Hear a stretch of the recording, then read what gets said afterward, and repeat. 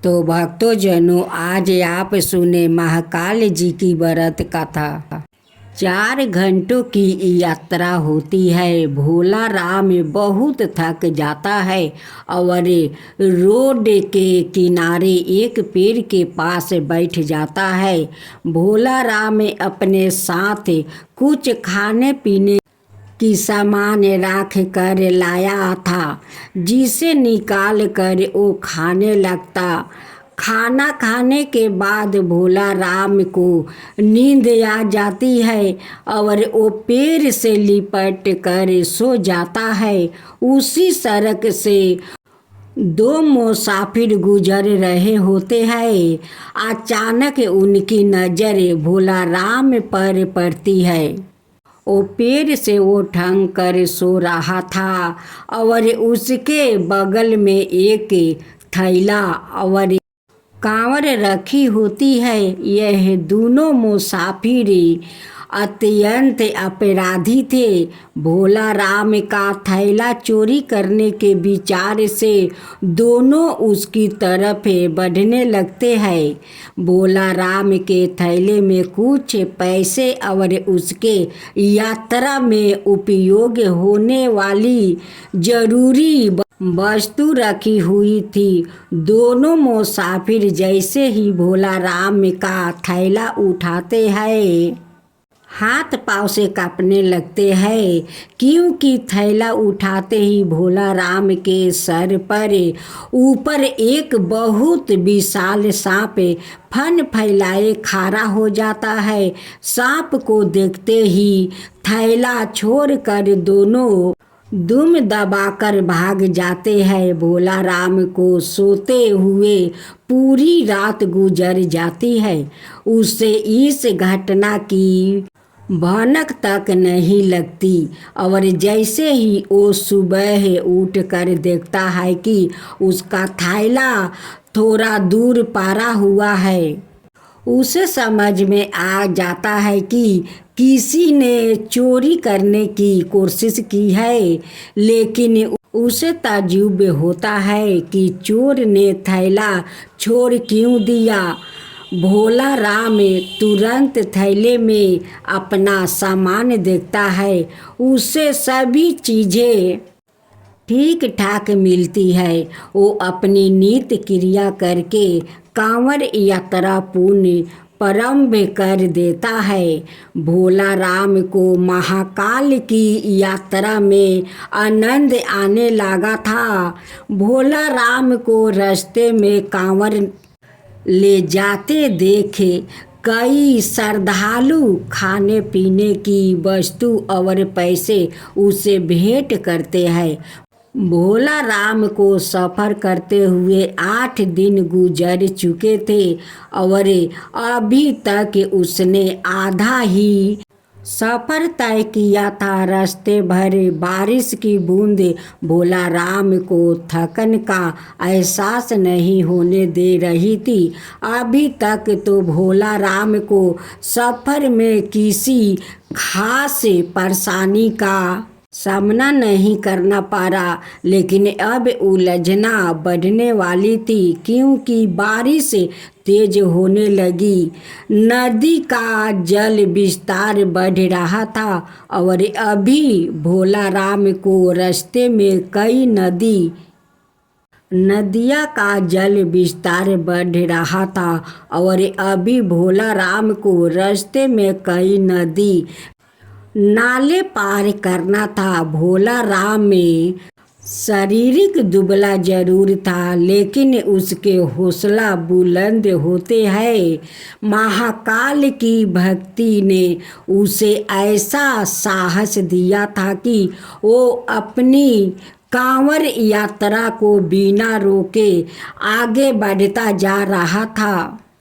अचानक भोला राम को लोग भीड़ दिखाई पड़ती है।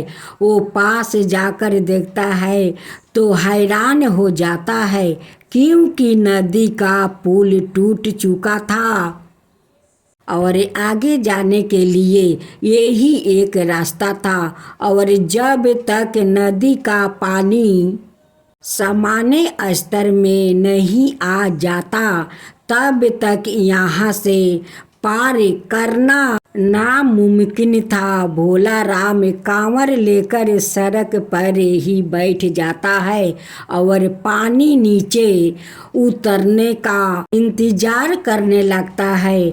उसे बैठे 4 घंटे ही हुए थे कि अचानक एक एम्बुलेंस आकर खड़ी हो जाती है। एम्बुलेंस के अंदर मंत्री को ले जा रहा था, लेकिन पुल टूटने की वजह से एम्बुलेंस को रोकना पड़ा। लेकिन जैसे ही मंत्री के काफिलों को पुल टूटने की खबर मिलती है तो वो मंत्री जी के लिए हेलीकॉप्टर भेज देते हैं। हेलीकॉप्टर पहुंचते ही मंत्री जी के साथ साथ वहां बैठे लोगों को भी नदी के उस पार जाने का मौका मिल जाता है और उन्हीं लोगों के बीच में भोला राम भी अपनी कांवर लेकर हेलीकॉप्टर में बैठ जाता है और नदी पार कर लेता है। भोला राम महाकाल को मन ही मन प्रणाम करता है और अपना सफर जारी कर देता है। कुछ दूर आगे आने के बाद भोला राम को एक गांव के किनारे पहाड़ी के ऊपर छोटा सा मंदिर दिखाई देता है। भोला राम को अचानक उस मंदिर में जाने का विचार आता है। वो अपनी कांवर लेकर मंदिर की तरफ जाने लगता है। मंदिर थोड़ा ऊंचाई पर था, उस ऊपर चढ़ने में परेशानी हो रही थी, लेकिन भोला राम पेड़ की शिकर पकड़ कर मंदिर के ऊपर तक पहुंच जाता है और अपनी कांवर को मंदिर के बाहर रख कर मंदिर प्रवेश कर जाता है। अंदर पहुंचते ही उसे एक साधु ध्यान में बैठे हुए दिखाई देता है। भोला राम की आहट से उनकी आंखें खुल जाती है।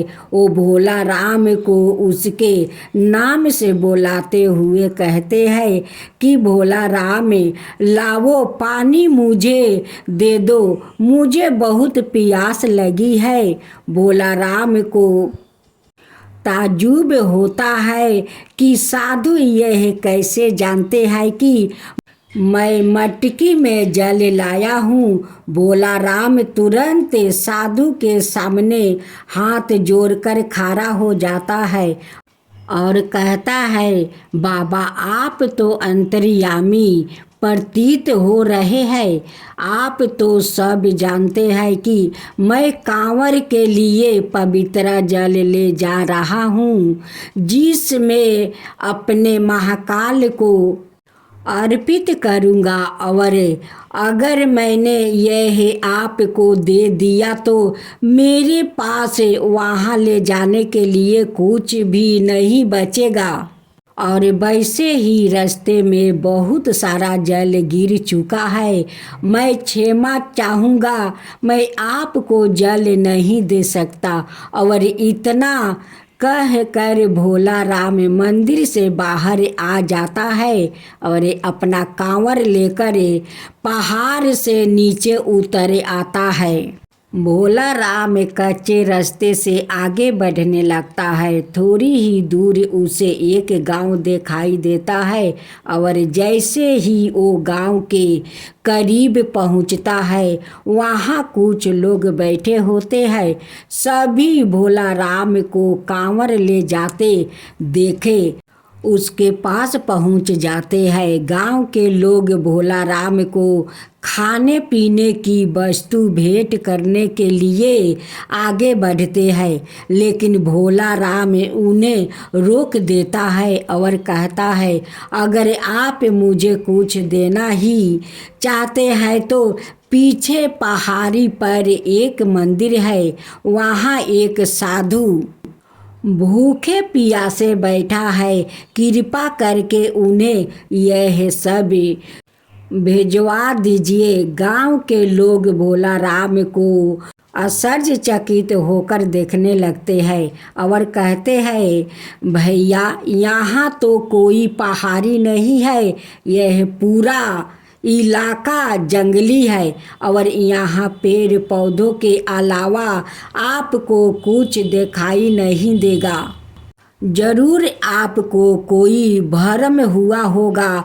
भोला राम सोच में पड़ जाता है और कुछ देर के बाद वो कहता है कि मैं देवों के साथ कह सकता हूँ, यहाँ पहाड़ी में एक मंदिर है, आप सभी मेरे साथ चलिए, मैं आपको दिखाता हूँ। और भोला राम सभी को लेकर पहाड़ी को खोजते हुए चलने लगता है, लेकिन उसे कुछ दूर आते ही एहसास होने लगता है कि वो गलत रास्ते से जा रहा है, क्योंकि काफ़ी देर तक चलते हुए उसे पहाड़ी दिखाई नहीं दे रही थी और यहाँ रास्ता भी उसके लिए अनजान सा लग रहा था।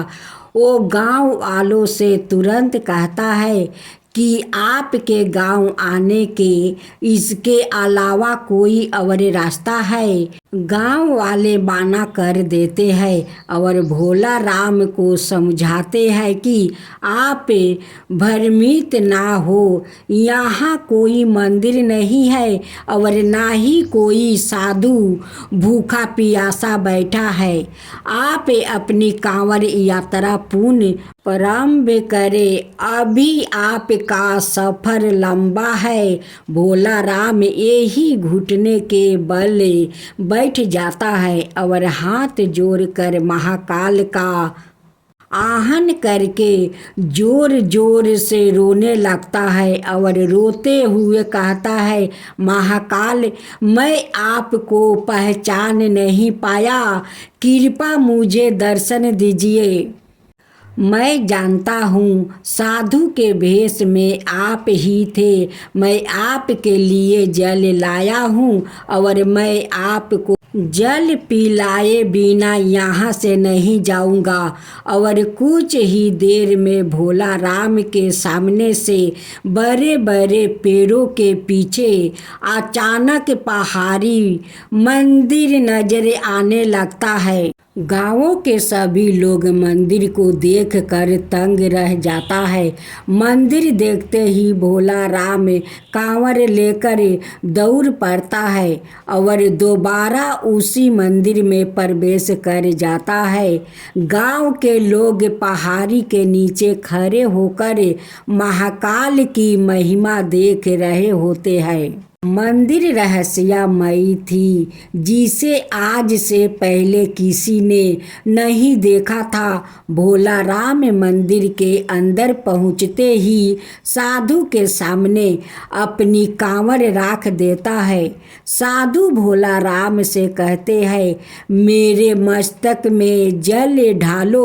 और जैसे ही भोला राम मटकी से साधु के सर पर जल ढालता है, अचानक उसके सामने का नजर बदल जाता है और वो वाराणसी की गंगा नदी के किनारे पहुंच चुका। उसे कुछ समझ में नहीं आता, क्योंकि अभी यहाँ तक पहुँचने के लिए उसे 5 दिन का सफ़र और करना था।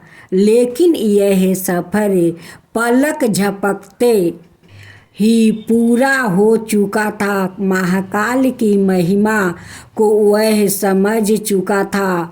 भोला राम की आंखें में आंसू आ जाता है और वो गंगा नदी के किनारे महाकाल के ध्यान में बैठ जाता है।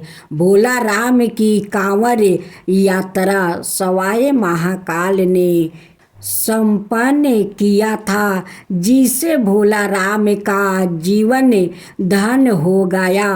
और उसकी कांवड़ यात्रा पूरी होते ही महाकाल की कहानी गाथा समाप्त हो जाती है।